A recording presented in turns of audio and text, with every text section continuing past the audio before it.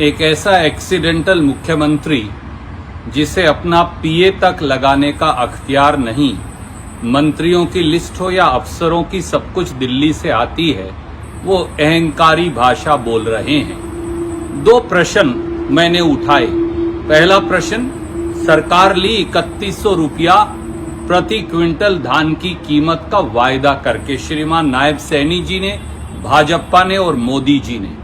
वो 3100 रुपया क्विंटल जो 8 अक्टूबर से मिलना था वो कब देंगे?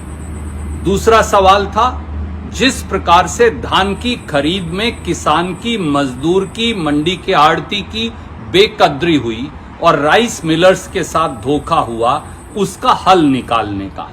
और तीसरा सवाल था एनएचएम के 15,000 कर्मचारियों से धोखे का।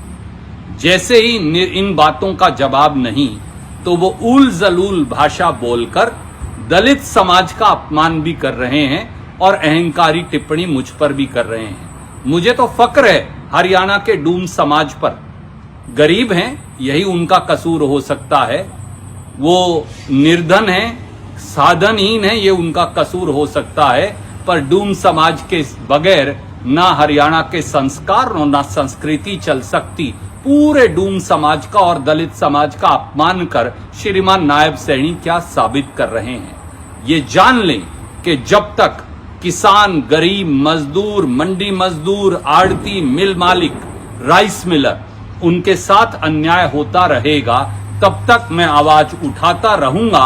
और हरियाणा के लोगों की आवाज उठाना अगर डूम का काम है तो मैं इसे फक्र मानता हूं, इसे अपने लिए बहुत बड़ी इज्जत मानता हूं।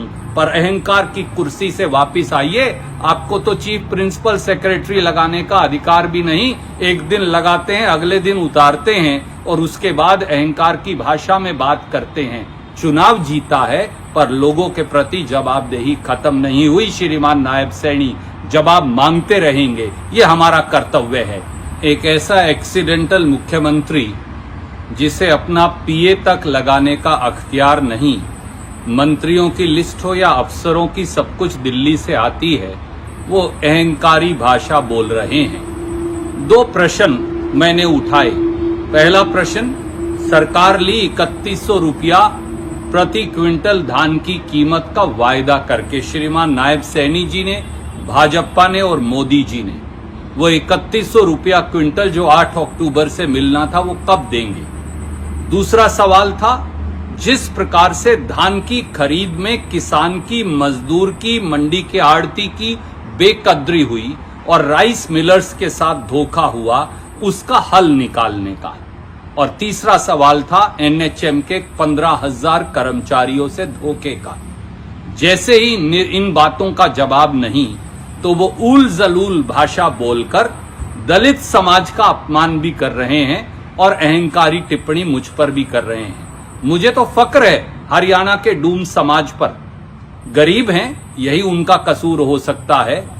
वो निर्धन हैं, साधनहीन हैं, ये उनका कसूर हो सकता है। पर डूम समाज के बगैर ना हरियाणा के संस्कार और ना संस्कृति चल सकती। पूरे डूम समाज का और दलित समाज का अपमान कर श्रीमान नायब सैनी क्या साबित कर रहे हैं?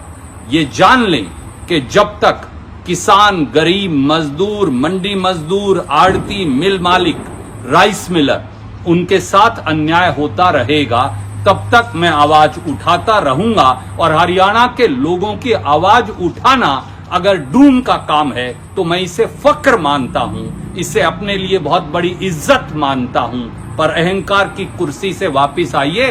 आपको तो चीफ प्रिंसिपल सेक्रेटरी लगाने का अधिकार भी नहीं। एक दिन लगाते हैं, अगले दिन उतारते हैं और उसके बाद अहंकार की भाषा में बात करते हैं। चुनाव जीता है पर लोगों के प्रति जवाबदेही खत्म नहीं हुई। श्रीमान नायब सैनी जवाब मांगते रहेंगे, ये हमारा कर्तव्य है।